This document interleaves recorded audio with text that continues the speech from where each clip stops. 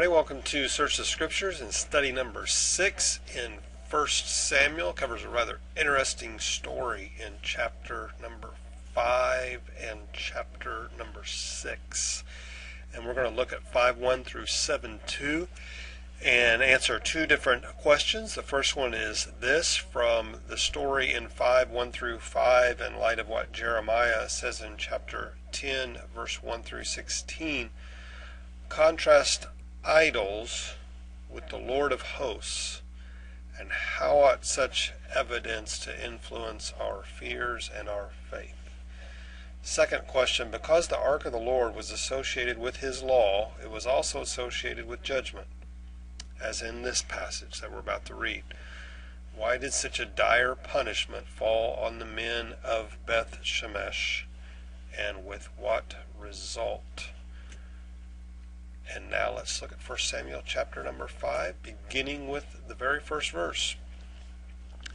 After the Philistines had captured the ark of God, they took it from Ebenezer to Ashdod, and then they carried the ark into Dagon's temple, and they set it beside Dagon. And when the people of Ashdod rose early the next day, there was Dagon, fallen on his face on the ground before the ark of the Lord. They took Dagon, they put him back in his place. The following morning when they rose, there was Dagon, fallen on his face on the ground before the ark of the Lord. His heads and his hands had been broken off and were lying on the threshold, and only his body remained. That is why to this day neither the priests of Dagon nor any other who enter Dagon's temple at Ashdod step on the threshold. The Lord's hand was heavy on the people of Ashdod and its vicinity, and he brought devastation on them and afflicted them with tumors. When the people of Ashdod saw what was happening, they said, "The ark of God of Israel must not stay here with us, because his hand is heavy on us and on Dagon our God."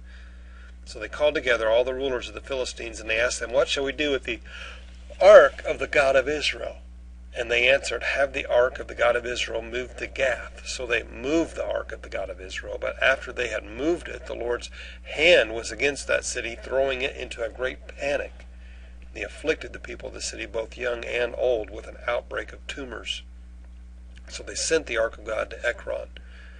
As the ark of God was entering Ekron, the people of Ekron cried out, "They've brought the ark of God of Israel around to us to kill us and our people."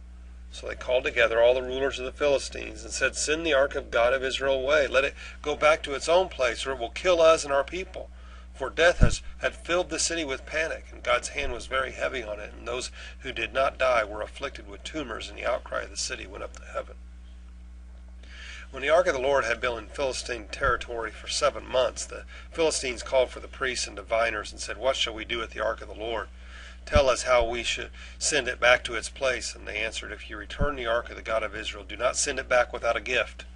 By all means, send a guilt offering to him. Then you will be healed, and you will know why his hand has not been lifted from you." The Philistines asked, "What guilt offering should we send to him?" They replied, 5 gold tumors and 5 gold rats, according to the number of the Philistine rulers, because the same plague has struck both you and your rulers. Make models of the tumors and of the rats that are destroying the country, and give glory to Israel's God. Perhaps he will lift his hand from you and your gods and your land. Why do you harden your hearts as the Egyptians and Pharaoh did? When Israel's God dealt harshly with them, did they not send the Israelites out so that they could go on their way? Now then, get a new cart ready with 2 cows that have calved and have never been yoked, and hitch the cows to the cart, and but take their calves away and pin them up, and take the ark of the Lord and put it on the cart, and in a chest beside it put the gold objects that you are sending back to him as a guilt offering, and send it on its way, but keep watching it. If it goes up to its own territory toward Beth Shemesh, then the Lord has brought this great disaster on us. But if it does not, then we will know that it was not his hand that struck us, but that it happened to us by chance." So they did this, and they took 2 such cows and hitched them to the cart and pinned up their calves, and they placed the ark of the Lord on the cart along with it, and the chest containing the gold rats and the models of the tumors. And then the cows went straight up towards Beth Shemesh, keeping on the road and lowing all the way.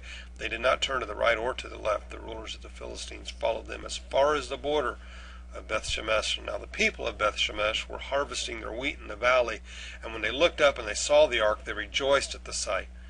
The ark came to the field of Joshua of Beth Shemesh, and there it stopped beside a large rock, and the people chopped up the wood of the cart and sacrificed the cows as a burnt offering to the Lord. The Israelites took down the ark of the Lord together with the chest containing the gold objects, and they placed them on the large rock. And on that day the people of Beth Shemesh offered burnt offerings, and they made sacrifices to the Lord. And the 5 rulers of the Philistines saw this, and then returned the same day to Ekron.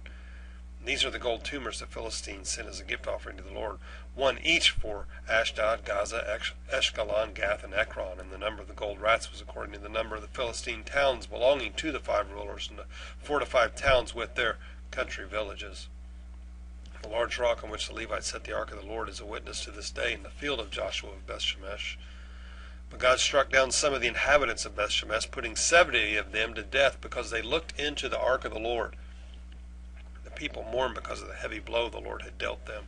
And the people of Beth Shemesh asked, "Who can stand the presence of the Lord, this holy God? To whom will the ark go up from here?" And then they sent messengers to the people of Kiriath Jearim, saying, "The Philistines have returned the ark of the Lord. Come down and take it up to your town." So the men of Kiriath Jearim came and took up the ark of the Lord. They brought it to Abinadab's house on the hill and consecrated Eleazar his son to guard the ark of the Lord. And the ark remained at Kiriath Jearim a long time, 20 years in all, and then all the people of Israel turned back to the Lord. Well, first question from that story and from what Jeremiah tells us about idols, contrast the idols with the Lord of hosts, and how ought such evidence to influence our fears and our faith. Well, the image of the Philistine god Dagon was literally forced to bow down at the foot of the Ark of the Covenant, which represents the footstool of God. So we have this demonic god bowing at the feet of the God of Israel. The second time that the statue was forced to bow, it lost its arms and lost its head. There's nothing that can stand up to the nature and to the presence of our Lord. Question 2, because the ark of the Lord was associated with his law, it was also associated with judgment, just like in this passage. Why was there such a dire punishment that fell on the men of Beth Shemesh, and with what result? Well, the Israelites knew full well that they were not to look into the Ark of the Covenant. The men of Beth Shemesh were rightly judged for their disobedience. The King of Kings and the Lord of Lords is not a plaything or a puppet to be manipulated by men. Even angels and demons like Dagon must bow down before him. And as a result of the Lord's harsh judgment that day, there was this renewed fear of the Lord that spread throughout all of Israel. And they didn't haul out the Ark of the Covenant again without God's clear direction to do so. I hope you're having a great day. I hope this study in 1 Samuel has been a blessing to you. God bless. Have a fantastic rest of your day.